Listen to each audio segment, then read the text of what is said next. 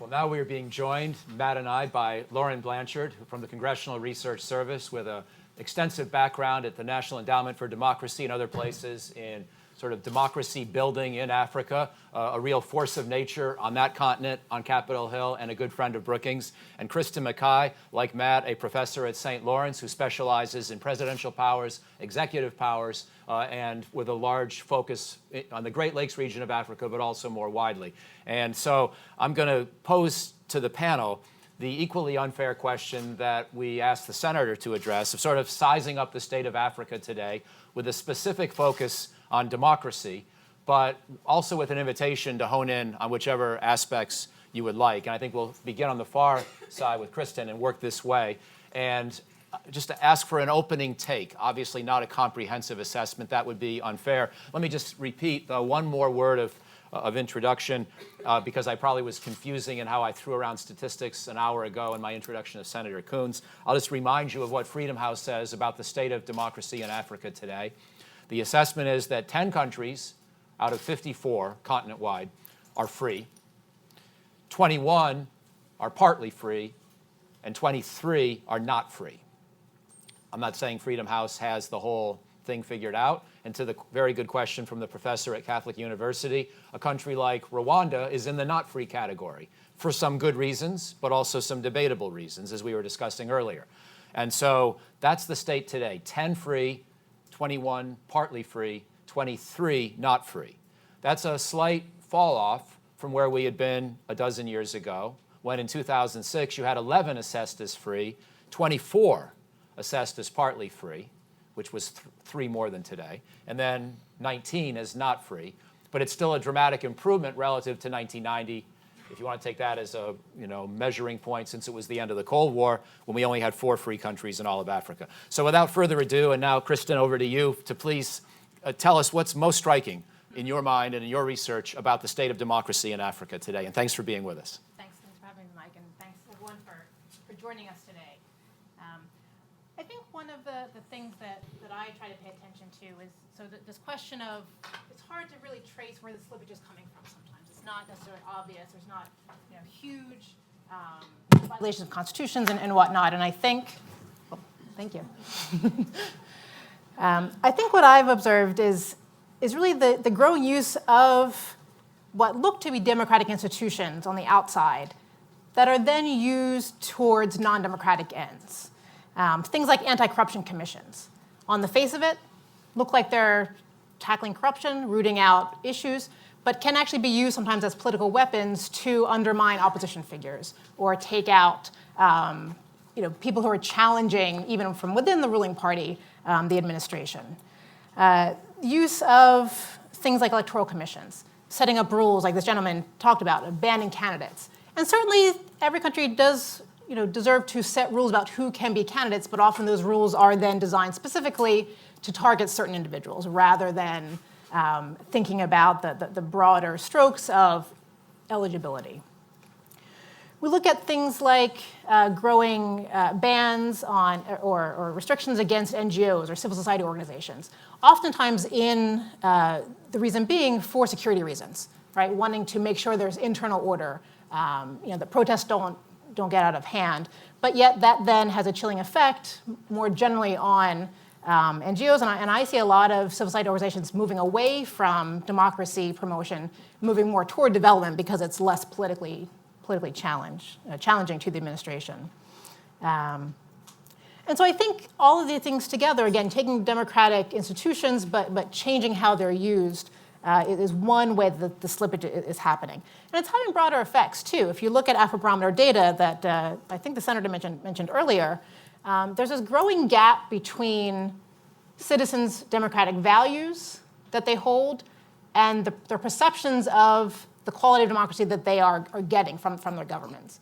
I was just looking at the latest results from Uganda, and this gap has really been widening over the past 5 or 10 years. And the question is, well, what happens when you have that widening gap? People wanting more democracy but feeling their governments are not delivering. And so the question is, how does that get channeled? Does it get channeled? Are there democratic channels where those desires can be attained or not? Are those being shut off? And then what are we going to have? from there. And you also have, I think, a growing distrust of political parties as well. That's another Afrobarometer finding, that citizens are reporting that they're not trusting political parties. And that erodes democracy in its own way. If parties are not the vehicle through elections, through working on the ground in your community, where does that lead us? And especially with the growing youth bulge, especially in places like Uganda, where over 70% of the population is under 30, and the growing unemployment, where the investment in Africa is not benefiting people on the ground, you're building a sense of you're getting to a point of Arab Spring countries. You have huge youth unemployment, no good channels with which to direct their democratic aspirations. Again, if parties aren't providing that, and it's you're getting sort of a power cake situation as we're seeing it in Uganda right now, I think, with the Bobi Wine protest. But I do also think there are bright spots, and there are ways that citizens are finding to try to carve out that democratic space. And one thing that I've been noticing especially is the growing use of opposition coalitions to try to challenge ruling parties and really create a viable alternative. I think coalitions in the past, were very sporadic and not really holding together, and would, there's a lot of electoral volatility. But we're seeing growing opposition coalitions being built, even in places like Togo, that I think is a real way to try to harness, even though parties are maybe not trusted, so it's a little bit of a schizophrenic plan. But that's something that I think can try to take us, if you have a more unified opposition, a coalition that's willing to really last beyond just the election, right? Sort of last longer term. That could make a difference. Fantastic. Thank you. Lauren, same question over to you. And thanks for joining us as well. Oh, thank you. Kristen, you've done a great job of, I think, teasing out some of the issues. I mean, big picture, I think there is this over reliance on elections as a sort of gauge or symbol of democracy. And African governments get that. With the exception of Eritrea and now South Sudan, everybody has elections, right? Now, sometimes they're basically what appears to be sort of a check-the-box affair, the 99% elections. Sudan, Bashir wins by 90%. But everybody's going through the motions. We've seen some very positive democratic signs. Incumbents losing power. Nigeria 2015 is a great example. President Jammeh. You've seen term limits observed in places like Sierra Leone and Liberia. And these are great models. And the whole continent looks to these places. The Kenya elections, the independence of the Supreme Court when it overturned the election result last year. That was an incredible model, and people looked around the continent to Kenya. Of course, then you have, the negative signs. In Kenya's case, calling the judges crooks, calling civil society evil society. There's a lot of demonizing of civil society.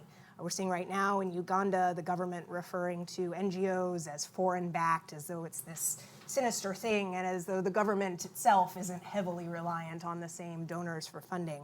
And then we're seeing leadership transitions that aren't actually democratic. Zimbabwe is one case. Angola is another. Where are these countries going? We're not quite sure yet. I think we're seeing worrying signs around elections, increasing trend of governments shutting down internet and social media during elections. And so I think there is this building frustration in many countries. I'm going to talk a little bit about Ethiopia because I think for the moment it's a bright spot.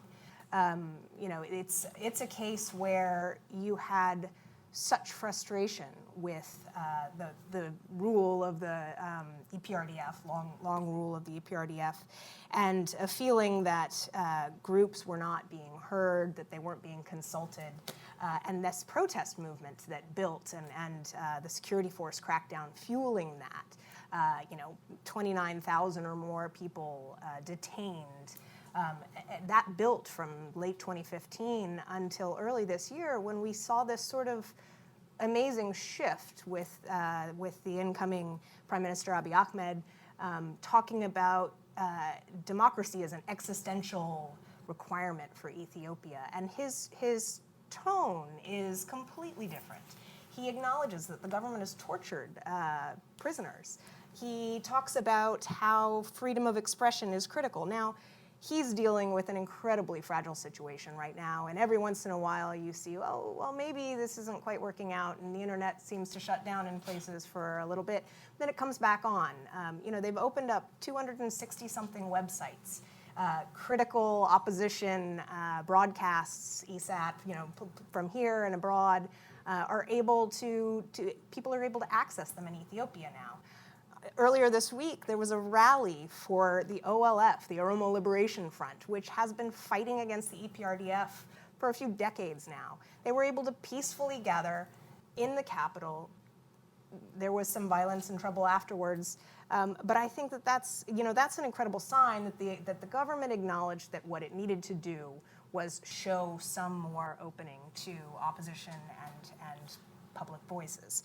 So I don't want to sort of be all negative, but I do think Ethiopia is positive. We've got 2 years, a little less, until elections there. We'll see what happens. We'll see how much actually is opened up, how much has changed. There's a lot to sort of transform in that system.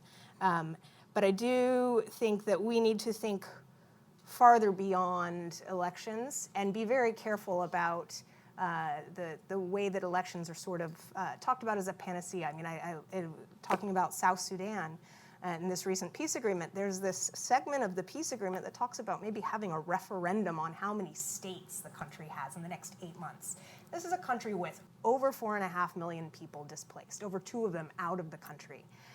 It's a place that still is, in many pockets of the country, in conflict. Security forces throughout the country in urban areas, people have fled to the bush, people have fled to other countries. And just the idea that IGAD leaders think that a referendum is possible, that you could possibly hold one, or that you could hold elections. President Museveni has been talking about, if we just hold elections in South Sudan this year, that'll fix the problem. And we all know what it takes to hold an election. Can you imagine that happening in South Sudan? And so just the fact that leaders still talk about this thing as though it's a check-the-box exercise in some cases. And I think that that's a worrying dimension of democracy in Africa. Fantastic. Thank you. And Matt, over to you. Yeah, thank you, Mike. And thank you for leaving me little room to add good stuff here, but I could do nothing but agree with what Kristen and Lauren also said. As the historian on the panel, I think it's important for us to think about this in at least a somewhat relative historical context, right? And there has been some references of that.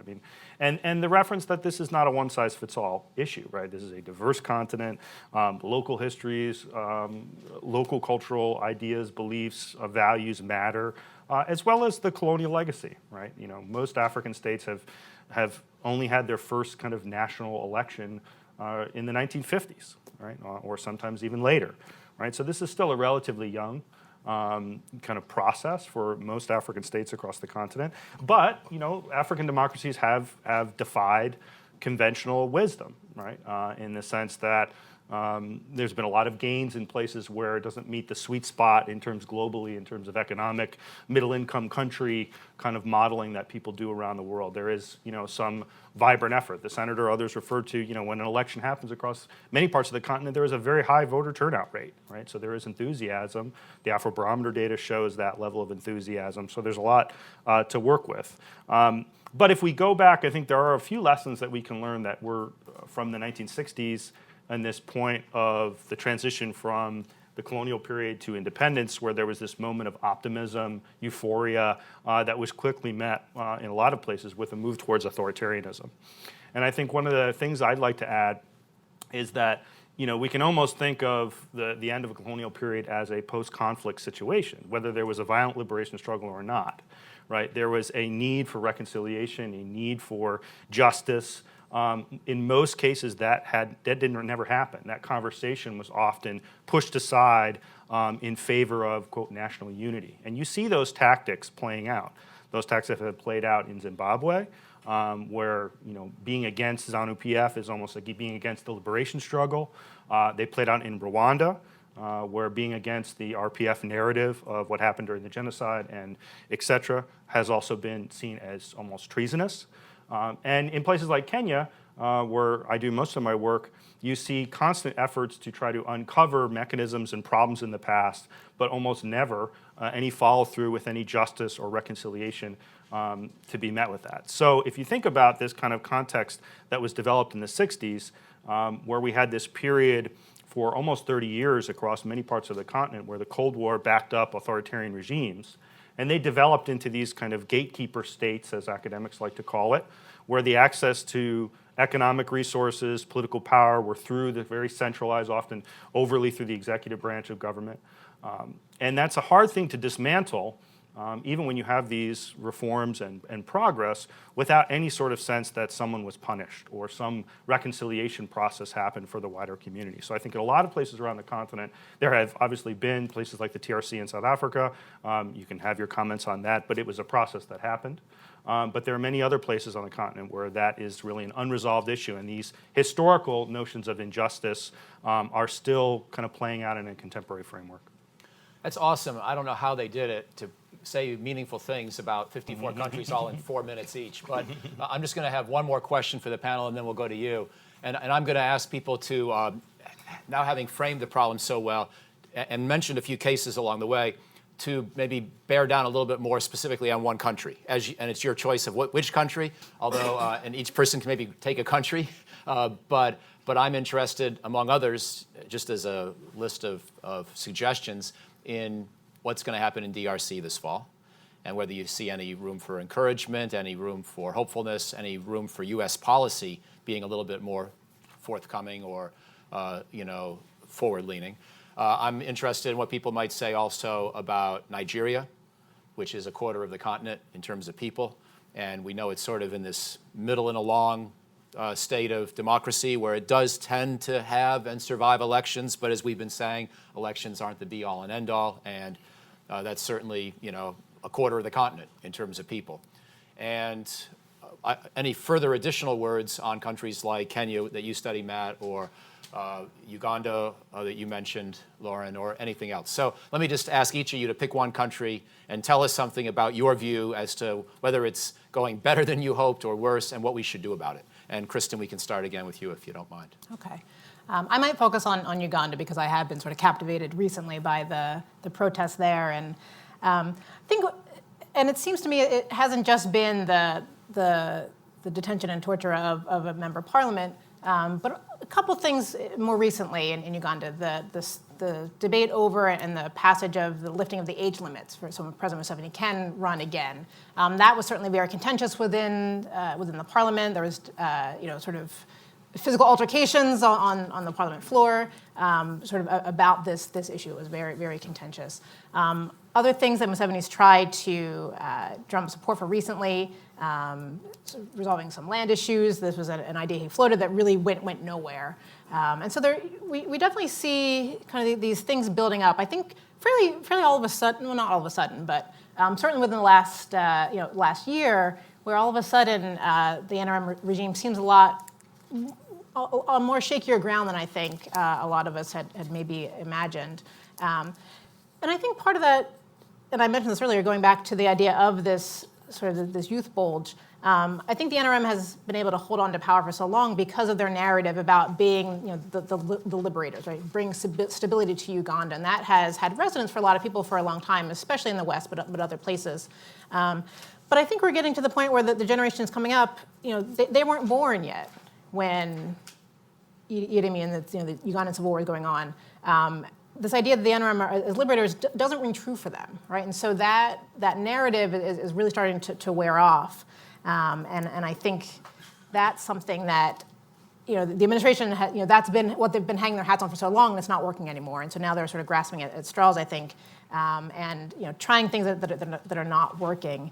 And so that's been really interesting to me to see. And I think, too, with the opposition, even though the opposition in Uganda hasn't really been able to, sort of fully coalesce, that we are seeing, and this is not just Uganda, but across the continent, more funding by the private sector of opposition groups. And this is something that, I think also does have promise in terms of, of course, traditionally, all resources flowed from the state. And that's why opposition groups, for one reason, had a hard time really challenging ruling parties. But as you see, private firms develop, private wealth develop, and have businesses making sort of coalitions with opposition groups and sort of funding their campaigns, I think that's also going to be a growing trend that might help sort of tip the scales on some of these long-term leaders, like in Uganda, like in Togo, and other places. So there's some hopefulness there, I think I heard, but a fairly mixed bag. Lauren, over to you. All right, I'm going to take Nigeria. I think you've got a bunch of East Africanists up here, but I also cover Nigeria, and we'd all be remiss if we didn't talk about the behemoth in the room, Nigeria, Africa's biggest country, most populous country. I think it was quite striking in 2015, again, when you had an incumbent peacefully hand over power to an opposition candidate. And the PDP, the ruling party, long time, since the return to democratic rule, losing executive power. Of course, I think what we're seeing now, of course, is that party politics is sort of a revolving door now in Nigeria, and people who had been in PDP had gone over to the opposition before the 2015 elections and had kind of moved in and out. And you've seen, at breathtaking pace, people moving parties now, and everybody's sort of trying to figure out who are the candidates going to be. We've got the party primaries coming up in the next couple of months, and it's anybody's guess who's going to be the PDP candidate at this point in time. I think we probably all, if we gamble, placing wagers. President Buhari seems to be the candidate, for the APC, and the ruling party is hemorrhaging people. And you've got fascinating dynamics in the Nigerian legislature, very dramatic sometimes. All of this is interesting. It doesn't suggest a lot of health in the political party structures. And this is something we also see in Kenya, where parties are less about ideology and platform than they are about who's the head of the party and sort of where's my ethnic group going, where's my community going, where's my Oga going. So I think the parties are still trying to find their footing in Nigeria right now. It makes it very interesting. There's such an incredible amount of money being thrown around right now, and will be up until the elections. And I think if we're interested in investing in democracy, there needs to be a lot more work done in sort of opening up and making transparent that party primary structure, because that's where decisions are really made before the elections. But I will say, I think that there's been a lot of work done on the Electoral Commission in Nigeria before the 2015 elections and before that, and having had the opportunity to go and observe one of the state by-elections, the gubernatorial by-elections this summer, there is a lot that can be protected with good electoral processes in terms of protecting secrecy of the ballot. I think that still the Election Commission in Nigeria gets a lot of high marks for that. Even though you see vote buying around the corner and the security forces are sort of looking the other way, and all of the parties are doing it, there's a lot of shenanigans in Nigeria, but I think that there is something to the process being much cleaner than it is. Now I think, quite frankly, candidates are handing out money to voters because they can't hand it out to election officials as easy to fix the process. So it's going to be a very interesting election in 2015. I have no idea where it's going. I think, many people thought that President Buhari, with his health, might not be the best candidate. He still has quite a bit of popularity, particularly in the north. I think we're seeing, interestingly, and it's almost cyclical, the issue of Boko Haram or the Islamic State in West Africa sort of coming up again as a political issue, because the sort of breakaway faction of Boko Haram, ISWAP, it's got a lot of acronyms, has really sort of done some serious damage against the Nigerian security forces again in the north. And we're not in the same situation we were in 2014, 2015, where Boko Haram was holding swaths of territory, and holding is a loose word, but again, you're talking about corruption. Nigerians are asking, why are Nigerian security forces fleeing their bases when they're getting attacked? And it's because they don't have the equipment, and they're not being paid, and so they are literally running, and that is no indictment on the Nigerian army soldier who isn't getting his pay, has been out there for 5 rotations. It's an indictment on the management, and that goes up to the political level. So I think that that's something that's going to be an issue. It's going to be interesting. I think, well, you could just watch Nigerian politics for the next 6 months and be endlessly fascinating. It's dramatic. Thank you. I'm just going to add in passing, before passing the baton to Matt, that as we all know about Nigeria, not only is it the most populous country in Africa today, like many countries in Africa, population growth rates are still very high. It's expected to roughly catch up to the United States in population by mid-century at around 400 million. And I think all of us have noticed at least the headlines, if not yet read the report from the Gates Foundation this week that estimates that by roughly mid-century, DRC and Nigeria may have more than 40% of the world's extreme poor, even as their economies, or at least Nigeria's economy, has made some tiny forward motion and progress. The birth rates, combined with the fact that there still is a substantial percentage of people remaining in extreme poverty, make this part of the world likely to continue to be afflicted by really extreme conditions for a long time to come. And just wanted to add those points while then handing the floor to you, my friend. Yeah, thank you. I'll bring us back to Kenya for a little bit. I mean, Lauren and I were on a couple Kenya election panels last fall. She mentioned this kind of watershed moment where the Supreme Court overturned the election, but right then the opposition boycotted the rerun, right? So there is the double-edged sword here, right? And if we take Kenya as a case, since it emerged from 22 years of one-party rule in 1991, there have been 6 elections, right? National level elections, 3 of which have been marked by a substantial level of violence, often state-sponsored. This last round escaped this level that we saw in 1992, 1997, and of course, the most terrific of them in 2007, 2008, but still had kind of elements of those previous kind of divide and rule tactics which are used to quash opposition. That being said, right, I think one of the interesting things about Kenya is its discussion going against decentralization. That is, I think, a hot button topic when you think of Africa emerging from that Cold War period that we saw many very authoritarian states and then a rapid growth in democratic rule in the 90s and early 2000s. It still was very centered through the executive often and through the central government, whereas Kenya's been kind of fighting that for quite some time. And in 2010, they passed a new constitution that really at least set the groundwork for devolving that power, and that has been a sort of key point of debate. And I think those of us who study Kenya closely can talk about presidential politics a lot and certainly be consumed and talk for many hours about the races and whatnot. But the exciting things also are what's happening at the newly constructed 47 counties in Kenya that didn't exist before 2013 when the Kenyan Constitution was implemented. And it's those kind of races for governor, for a member of county assembly, for senators, and in some cases a different kind of role of a member of parliament in this context that is kind of interesting. Are we seeing breaks? And we're seeing some cleavages where people are saying, look, I might vote for a certain presidential candidate, but I'm also going to vote for somebody else when it comes to my local representation. And I'm seeing these roles as being definitely separated. And I think that's a good trend and something to watch for, at least in Kenya. Also, I mean, if you think about Kenya, and this is something that happens in other parts of the continent, I think we sometimes essentialize ethnicity in ways that I think is problematic.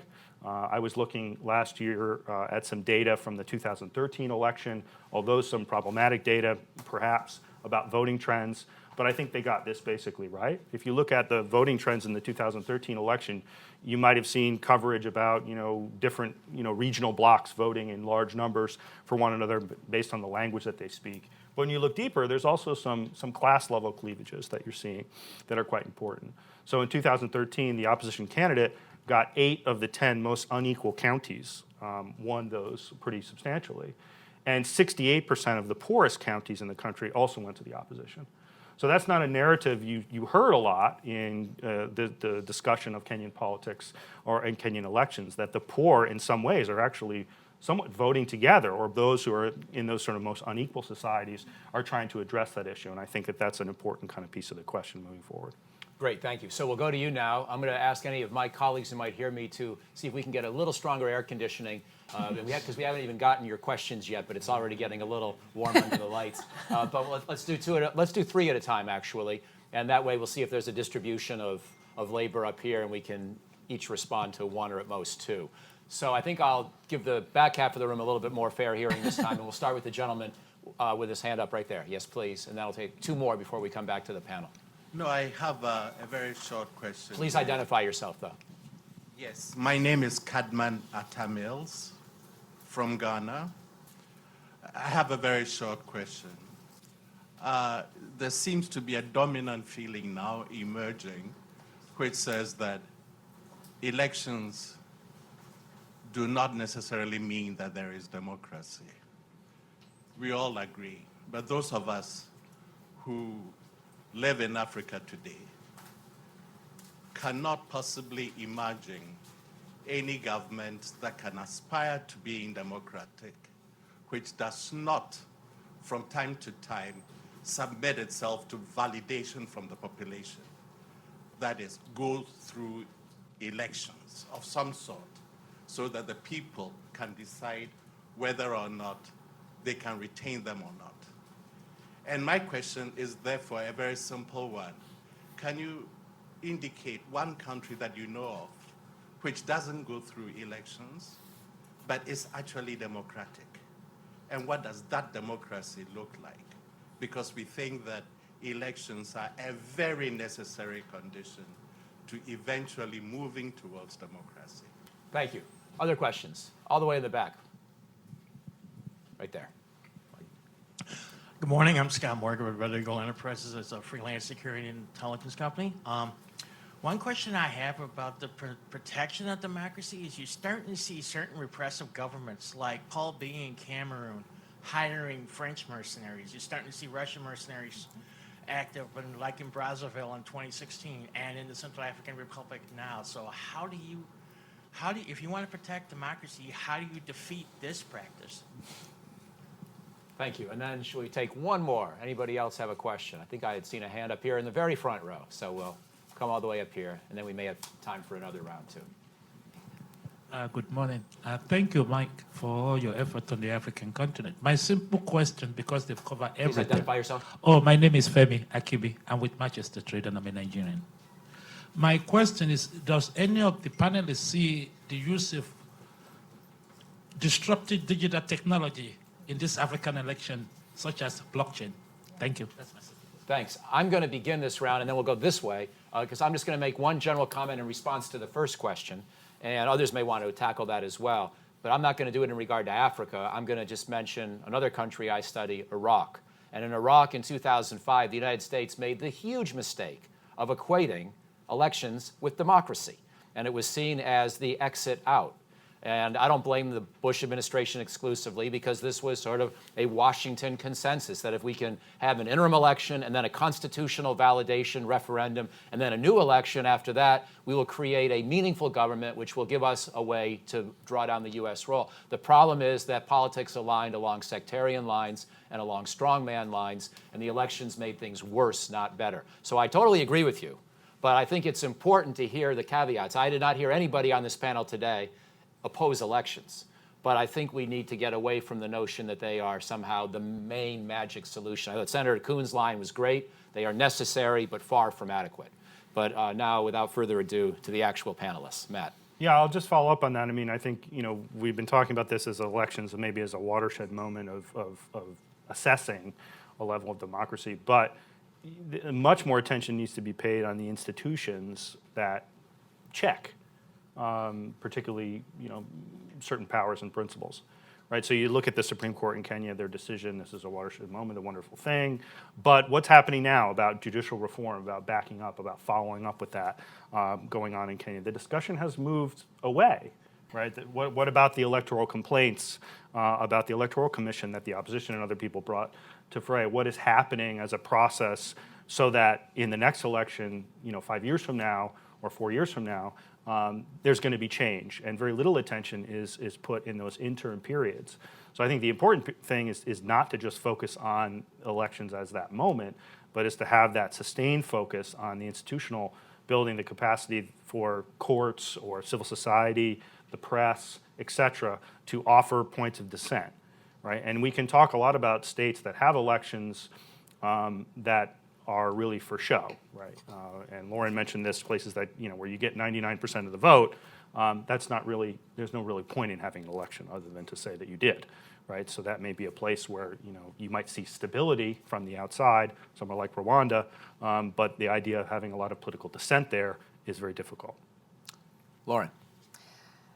On the issue of elections, I think we started this conversation last year with Kenya about the role of election observers. And I think that election observers in the Kenya elections got a lot of criticism.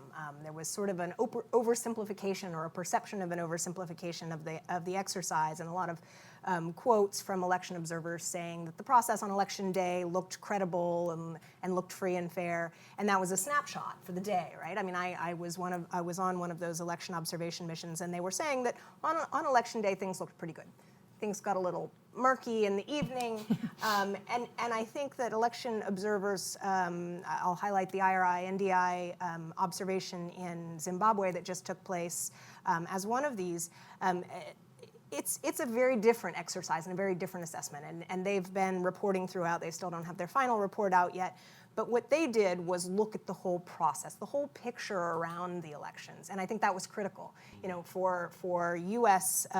Policy towards Zimbabwe, whether or not this was a credible election or not, and free and fair, and the whole process around it is important for whether or not we are going to lift some of our restrictive policies on Zimbabwe. And the IRI and NDI assessment so far has been they didn't meet the mark. And what they did was look at the whole system. Did the opposition have equal access to the press? No. What was the role of security forces, particularly in the rural areas? What was the role of traditional chiefs in terms of sort of partisan messaging to villages and populations? The use of security forces after the elections. So it's that bigger picture. And then, of course, there is sort of the whole grading of democratic processes in between. What role does Parliament have in a sort of a balance of powers? Is Parliament in a given country just a check? Do they go through the budget, do they get it and then pass it out? Or do they conduct oversight hearings? Do they hold executive powers to account? And that doesn't happen in enough countries. And then again, we already talked about the issue of access to justice. But I think we don't talk here in the U.S. when we're talking about democracy in Africa about citizens' access to justice. And I work a lot on terrorism issues in Nigeria and in East Africa. And you will hear a constant refrain from people in those affected areas that one of the grievances that tends to drive radicalization in some of these areas is a lack of access or a lack of perceived access to justice. So, are we doing enough to invest in court systems? How long does somebody sit in a jail cell in a country like Nigeria before they actually see a lawyer or a judge? These are issues that affect people, day to day, not just every 4 or 5 years when you come to elections. And I think that that's something we sort of need to think about in terms of the bigger democratic picture.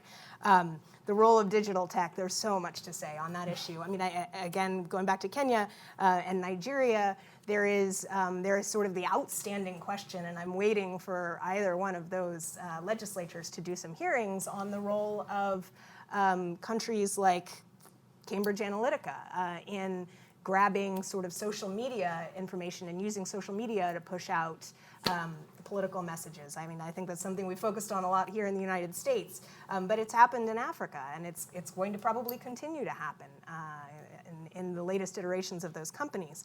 And again, I already mentioned sort of shutting down and banning certain websites and access and jamming technology. Foreign mercenaries, boy, that's That's a difficult issue to get into, and of course, it's up to these countries. I mean, South Africa has taken steps to legislate on the use of foreign mercenaries.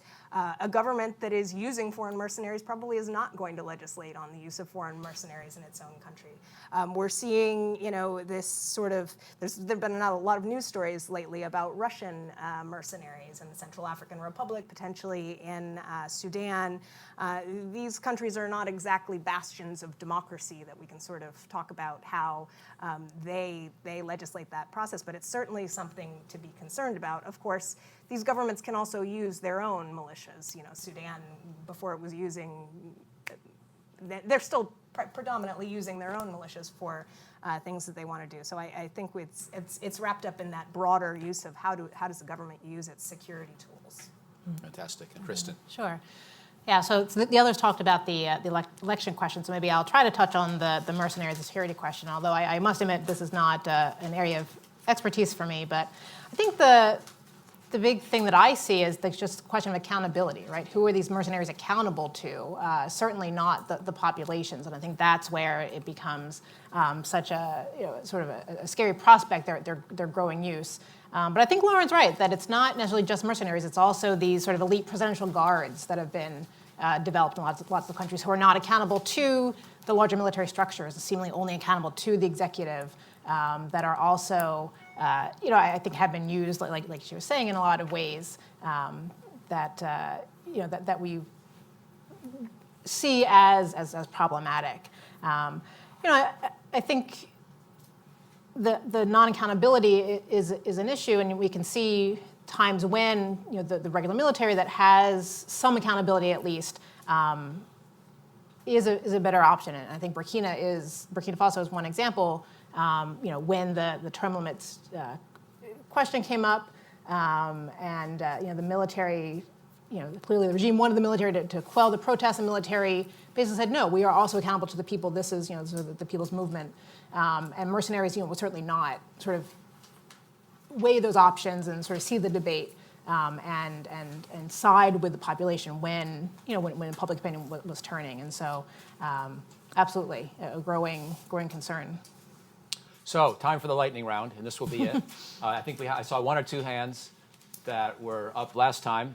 We'll see if we can include them. I've got one final question for the panel. We'll go down the row and get you out of here. But, ma'am, did you want to ask a question? My question has been covered. Good. Now, so we've got one about, one right there. And we'll come up here for two quick additional questions, and then we'll see how we do on response. Thank you all very much. I just want to raise the issue that one of the Please consequences... identify yourself, sorry. I'm Bonnie Holcomb. Sorry, Bonnie Holcomb Thank with the Oromo Advocacy Alliance, Ethiopia. One of the consequences of the kind of repression that Africa has experienced, as we've talked about, big man politics, and also a consequence of poverty, is a huge diaspora abroad. And for the most part, diaspora contributions to the continent are measured in remittances. But recently we've seen that there's been the potential of a transfer of ideas and advocacy coming from the diaspora that could possibly have impact on African democracy. And I'd like for the panelists to look at the role of the diaspora in this challenge of introducing democracy, because a lot of the diaspora has been exercising their democratic rights here and abroad. What is the impact for the continent for that engagement? Super. And then we'll come here in the fourth row. Right over here, please. Yes. Hi, my name is Sydney. I'm from the Institute for Defense Analyses. My question is essentially between the trade-off between elections and democracy and security. So in potentially or perpetually insecure environments where their people may be displaced, but there may have been a peace agreement in place, but conflict continues. Do elections have utility? When do they have utility? And what is that trade-off between security and ending conflict or mitigating conflict and progressing democratically? I'm in places like South Sudan and Mali, for example. Great. Thank you. And we will come to my friend here in the second row for a quick final question. Thank you. Wandonga Macaulay. In addition to the issue of diaspora, I suggest that you pay attention to the issue of ethnicity in the African politics. Thank you. Thank you. Okay, and my final question to add, and then we'll go down the row, starting with Matt, finishing with Kristen. As you both have mentioned, or Matt, you mentioned just a minute ago, we had a couple of panels here last year with several of you on Kenya. And Kenya's been discussed several times today, but I sort of would like your bottom line view as to whether we're in a somewhat hopeful place compared to where you might have anticipated before the elections even occurred. So compare early 2017 to where we are today. Have you seen net forward movement, net negative movement in terms of the strength of Kenyan democracy? That's my sort of bottom line question. But feel free to take that one or any other, and we'll finish up here with these final responses. I think that there is some positive movement. I'm hesitant to go one way or the other completely, given what has happened in Kenya recently with the opposition kind of falling apart in terms of their pressure on as a check to the central government moving forward. And I don't think we've seen necessarily some of those calls. So I think there has been some I think the Kenyan population widely celebrated the Supreme Court decision, and that was a good sort of move towards, giving the judicial branch confidence that the population was going to support them if they went against the executive. Whether that is going to be followed up with, sustained kind of engagement or future judicial inquiries or other kind of branches of government coming into check is yet to be seen. I do think the diaspora question is an important one. I don't have the figures off the top of my head, but I know that debates go on in several African countries about, voting rights abroad for those members of the diaspora to literally be able to vote and be able to have their voice counted, or even having a diaspora MP, necessarily a member of parliament or something like that, pushing for that, given the amount of money and resources and back and flow that forth flow that we see with the diaspora community. So I think that is something that's going to has emerged as a point of debate and is not going away anytime soon, and probably will just continue to grow in its importance over time. Super, thank you. Lauren. There's so much to say here. We could have a whole session on diaspora engagement, both in the politics of the countries that they are living in and back in their own countries. I mean, I think sort of on that first point, obviously, Bonnie, you know this, Ethiopian diaspora is a great sort of example of an engaged diaspora here in the United States. I think it's the largest Ethiopian diaspora abroad. It's certainly sort of very vocal, and did a great job of harnessing their voting rights here in the United States. The members who sponsored the legislation that focused on sort of calling into account human rights abuses and democratic backsliding in Ethiopia, those were members who had large Ethiopian diaspora constituencies, and multiple events and hearings on the Hill, and really sort of engaging their U.S. members of Congress on this legislation and on holding hearings, and that anecdotally put a lot of pressure on the Ethiopian government to open up, and that's sort of been credited in part, along with sort of the much bigger sort of move of those people on the ground during the protests, in sort of this new opening. So there's an incredibly important role there. Also, you had Ethiopian, in the case of Ethiopia, still. Broadcasts from abroad to put information in and around for a country that was closed. So there's a lot of positive. There's also negative inputs that a diaspora population can have in terms of spreading hate speech. We've seen this in a number of countries, including in South Sudan. So again, positive and negative roles in spreading news and amplifying voices, and then as you mentioned, remittances and contributing to campaigns. The ability of diaspora to vote varies widely on the continent. There are some cases where they can. In Zimbabwe, it's a big issue because you still have a large displaced population who haven't gone home. There's more I could say, but I'll stop there. On the issue of elections and security, this is a complicated issue. Somalia has yet to have national sort of one-person, one-vote elections because of the security situation. South Sudan, sort of another example where the concept of holding elections right now is very difficult to imagine. They had them in 2010. That was a time of peace. with this amount of displacement, it's really sort of, logistically, can you do it? Who are you accessing and who are you leaving out? If you're holding an election in which a third of your population isn't going to be able to vote because they're displaced and you can't access them in some way, then are you really sort of actually getting what the people's opinion is on a topic? So I think that that's a challenge, but there are a lot of ways that you can have a semi-democratic system in the interim until there are conditions for elections to be held. And I am not an Afghanistan expert, but elections, have been held in other places where there is ongoing conflict. But do you have a legislature that is representative of the people, or is it chosen by the president? In South Sudan, you've had almost a wholesale turnover of elected officials. All of the governors who were elected in 2010, I think at this point in time, have been replaced by the president. Under the Constitution, they were supposed to have by-elections. They've never been held. So at this point in time, the government in South Sudan looks very, very little like it was when it was actually elected. And they haven't had elections since independence. So I think it's important. I think that there are other ways to do it. But often that's messy, and we're seeing a messy process right now in Somalia. On the issue of Kenya, Kenyan politics is exhausting. Next elections are in 2022, and the campaigning has already begun.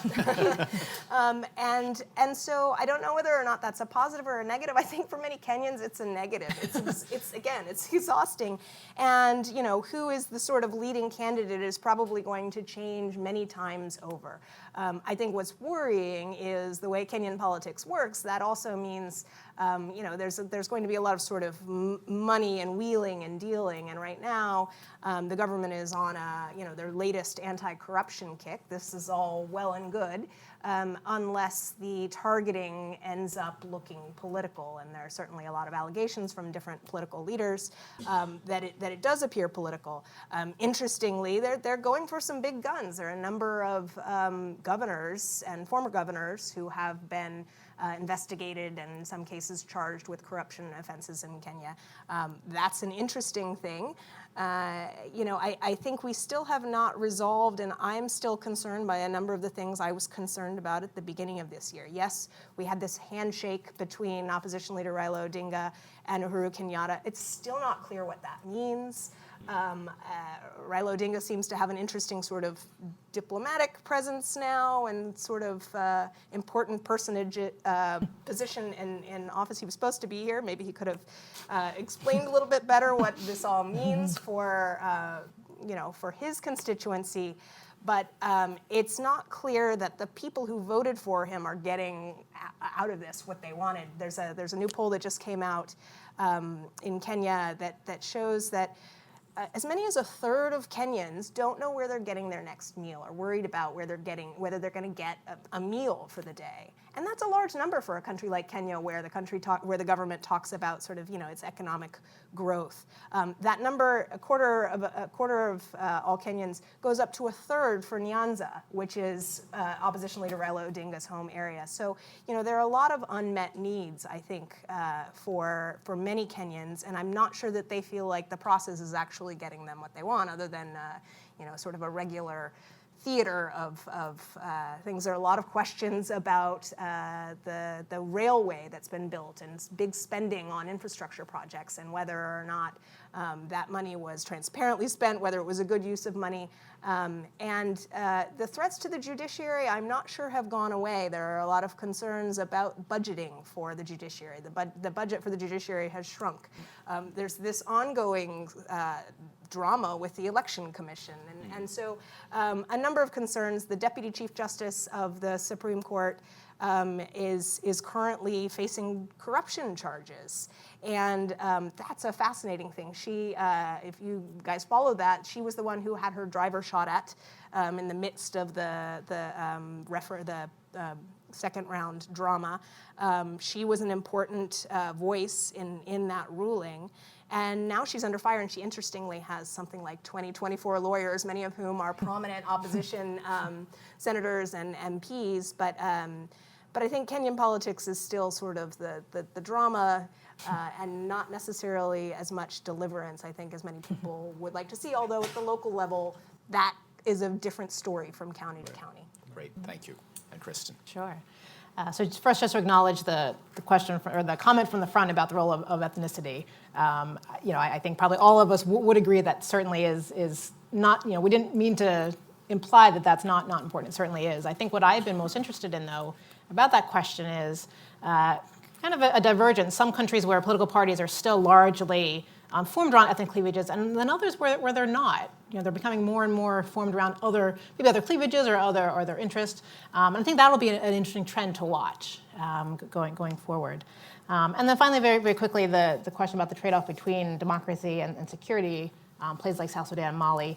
Again, I think there's big debates on this. So Staffan Lindberg is a political scientist who has this thesis about democracy through elections, saying that even if elections are not semi-flawed, they're not fully what we'd like them to be, that there's still value in people becoming regularized and going to the polls, practicing that idea of this, the idea that we can hold leaders to account, that there's a value in that even if the elections themselves are not perfect. But yet I also think there's a tipping point, right? When our elections sort of flawed enough or not inclusive enough, that people then become skeptical of elections. They continue going to the polls, participating in elections, and not seeing any results. And so I think there's a sort of a fine line there. And I agree with Lauren in terms of who are you leaving out of the election, and are new grievances going to be built around that? Feeling like they're not part of the process. And so I think there's always it's a fine line there, I would say. Fantastic. Thank you all for being here. Please join me in thanking the panel. Thanks for watching. Be sure to like and subscribe for more videos from Brookings.